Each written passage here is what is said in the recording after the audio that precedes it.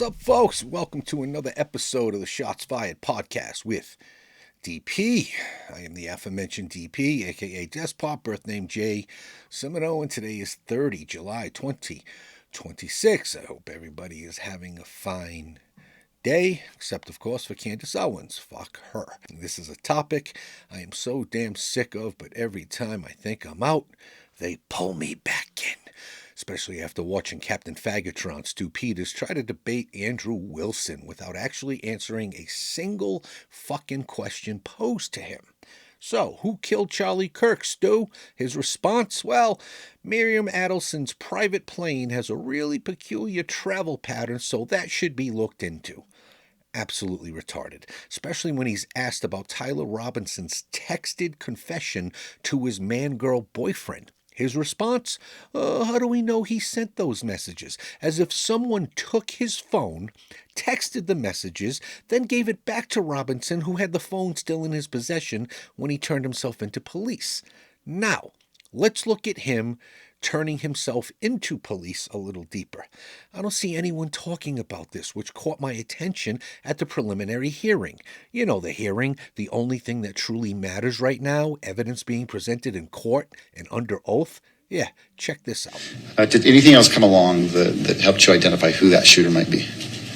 Eventually on the evening of the 11th, we received word from Washington County that an individual in that area had reached out to law enforcement and was wanting to turn themselves in for the incident at UVU. Okay. And did you, at that point in time, did you receive a name from Washington County? Yes, we did. And what was that name? Tyler Robinson. Did you all catch what just happened? That's the lead detective confirming that Tyler Robinson turned himself in before he was ever identified. The fact is, he was not identified by police through the investigation. They didn't have a name. They just had a blurry image and nothing else. They didn't even have a vehicle to look for. Folks, this case didn't come together until after he turned himself in. The cops were not looking for Tyler Robinson. The dude lived 4 hours away. He made it home. He was safe. The cops weren't even close to figuring this out. But once he turned himself in, they now could obtain his driver's license image. Kind of matched the video. They also learned through the DMV that he owned a specific vehicle. Tyler Robinson. What, if anything, did you do with that information, the name Tyler Robinson? That information was given to our SIAC, or our State Information and Analysis Group, and they put together what we call a workup. So they would look at driver's license records, DMV records to determine addresses, obtain pictures of individuals, and then any associated vehicles or things like that. So was that done with Mr. Robinson? It was, yes. Driver's license record was pulled? Yes. Did that include, if you remember, or do you know, did that include a photograph of Mr. Robinson? It did include a photograph of Mr. Robinson, yes. How about an address and date of birth? There was an address and a date of birth, and I believe a DMV record for an associated vehicle. All right. And so that DMV record did include a vehicle that was associated with Mr. Robinson? Correct. Okay. Do you remember what the make and model of the vehicle was that was tied to Mr. Robinson? The Dodge Challenger. Anything else beyond that you remember? It was silver in color, and I believe there were two registered owners of the vehicle. Okay, and who are the registered owners? Mr. Robinson and then his mother. I can attest that looking for a single person on a campus where thousands were in attendance is almost impossible by viewing video. But looking for a vehicle is much, much easier. And once they had the make and model of his car, they found him on camera. This dipshit parked in the campus parking garage with cameras on every floor.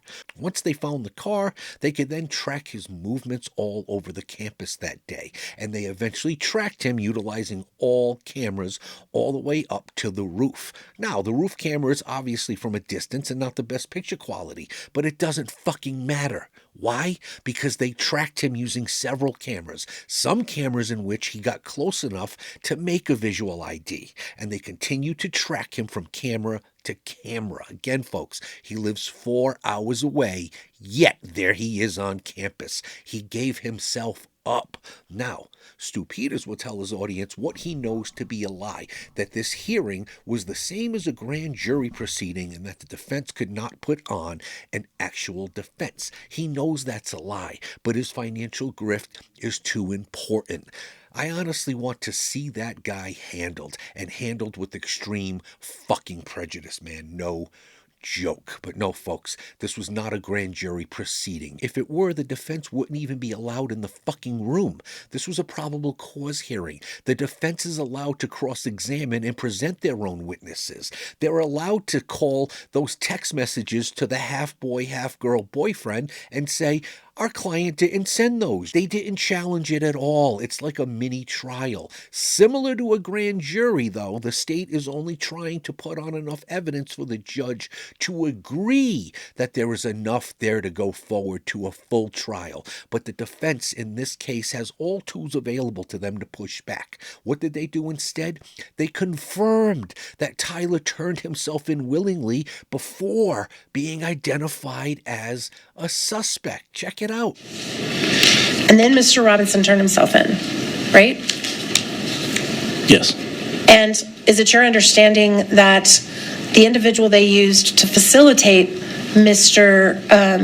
Robinson turning himself in was someone known to Mr. Robinson personally that had been connected to law enforcement? I know he was known to the family. I don't know his connection specifically with Mr. Robinson, but I am aware that someone was used to facilitate Mr. Robinson turning himself in. And were you aware that he was one of his Boy Scout leaders? Did you know that? I think I had heard that at some point. There was a connection. I didn't recall specifically what it was.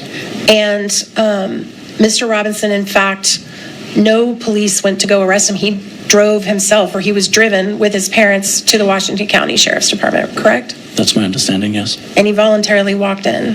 That's also my understanding, yes. And that was the first moment you ever knew his name connected with this case? Yeah, aside from the image that we had, that was the first time that we had a name of an individual who had taken responsibility, yes. Now imagine this scenario, folks. Tyler's father, neighbor, and pastor accompany him to the police station. A police station 4 hours away from the crime. Tyler walks in and says, I'm here to turn myself in. The cop at the desk goes, for what? Who even are you? And Tyler goes, oh, my bad. I'm here to turn myself in for the Charlie Kirk thing. Who the fuck does that? We know that he then refused to give a full statement to police, but what was that if not a de facto confession? It's like saying, you cops have no idea who I am, but I'm here to tell you that I'm the person you're looking for. Now, are there sickos out there who confess to crimes they didn't commit? Unfortunately, yes, and it's a lot more often than most would think. Take the old pedophile guy who instantly told police at the scene that he was the perpetrator. The problem is, the guy confessing needs to explain how he did it, and when his story doesn't match, you know he's full of shit. But not with Tyler. He gives himself up, and then boom, the police are able to locate his vehicle, and everything else starts to add up. His grandfather's rifle being 4 fucking hours away from his home, his text messages confessing to the he-she, DNA everywhere, and no, the DNA was not equally on all items. The primary source on, say, the screwdriver was Tyler Robinson. Yes, Lance Twiggs' DNA was also on it, but to a much lesser extent, folks. They lived together. The screwdriver obviously came from their home. Why would his father, Boy Scout leader, and pastor agree to bring him to a police station to turn himself in on a death penalty crime unless he fucking told them he did it? Again, don't take my word for it, folks. These are words spoken and testified to on the stand and under oath. The defense once mentioned Egyptian airplanes. How about Mossad, exploding microphones, anything? They were supposed to poke holes in the probable cause, yet they presented just 2 witnesses of their own, and that was just to attempt to impeach testing processes at the lab. They could have called the father to the stand. They could have called the neighbor or the pastor to the stand. Nope. So, I ask you, who the fuck turns themselves in before being identified? Who but the guilty? And some of you dipshits say he turned himself in because the cops would have killed him. Yeah, sure. So, he's safer in prison? Ask Jeffrey Epstein how that worked out. And again, how could the cops have harmed him if they didn't even know he existed? I'll go further and say they still to this day might not have identified him had he not turned himself in. So you see, folks, there is his fucking confession. Plain and simple. You have no idea who he is, yet he's still here to turn himself in for the act. Well, pivoting now to this piece of shit. Now, who the hell keeps a diary at 80 years old? Who, at 80 years old, then turns that diary over to Congress, knowing full well that his knowledge and potential guilt in the biggest crime ever committed is contained within? Someone who fucking knows that nothing will ever be done about it. That's who. It's kind of funny because I caught myself watching 13 Hours last night, the Benghazi story, wondering to myself, how has Hillary Clinton not been tarred and feathered for this? And then I go on Twitter and I see the Fauci stuff and I'm like, yeah, same difference basically. We are the plebes. We are not, nor will we ever be in control, folks. We are fucked. Our overlords own us, and we mean nothing to them. I just hope I live long enough to see the Civil War. Okay, end of rant. Now it's time for the final call. On this date back in 2024, Deputy Sheriff Raphael Wardlaw, Cook County Sheriff's Office, Illinois, was shot and killed at about 1:25 a.m. when he intervened in an armed robbery on the 500 block of East 67th Street in Woodlawn. While he was off duty, he was sitting in a car at a gas station when an armed subject attempted to rob his friend who was pumping gas. Deputy Wardlaw drew his weapon and attempted to intervene in the robbery. During a subsequent exchange of gunfire, Deputy Wardlaw was struck in the chest. The subject, who was armed with two handguns, one of which had a drum magazine and converted to fully automatic, the offender fired 69 rounds at Deputy Wardlaw during the shooting. One of those rounds struck Deputy Wardlaw's firearm and disabled it after he fired one round, which struck the subject in the leg. Deputy Wardlaw's friend was also wounded. The man was arrested several hours later at a local hospital while seeking treatment for his gunshot wound. He was charged with first-degree murder, attempted first-degree murder, attempted armed robbery with a firearm, and numerous other felonies. He had recently been released from prison after serving only 1 year of an 8-year sentence for multiple felony firearms-related charges. Deputy Wardlaw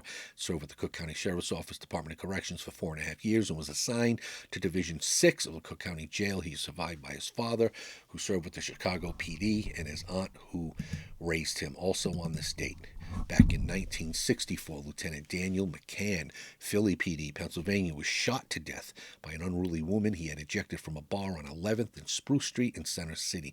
A woman who had been creating a disturbance in the bar pulled a revolver from her handbag and fired. 31-year-old suspect was convicted of voluntary manslaughter on September 17, 1965, and sentenced to an indeterminate term in the State Industrial Institution for Women at Muncie. She was paroled on January 7, 1970. Lieutenant McCann was a United States Navy veteran of World War II and had served with the Philadelphia PD for 14 years. He was survived by his wife and 3 children. Lastly, on this date, back in 1892, Officer Minor Cudahy, Tacoma PD, Washington, succumbed to stab wounds to his torso after encountering 2 drunk men on the sidewalk. He and another officer had just left the chief's house when they encountered the men. He identified himself as an officer and told the men to move when one of the men suddenly jumped up and stabbed Officer Cudahy under the right arm, severing an artery. The man attempted to stab the other officer as well. The man was arrested but acquitted after 12 minutes of jury deliberation after claiming he did not remember the attack. Officer Cudahy had served with the agency for 2 years. May they all continue to rest in peace. And there will be no timeline cleanse for today because I hate you all. But before we go, to all those out there struggling with that mental demon, remember to stop, breathe, survive. Later, bitches. Get him, Jay. I'm Mary Poppins, y'all. You got DP'd.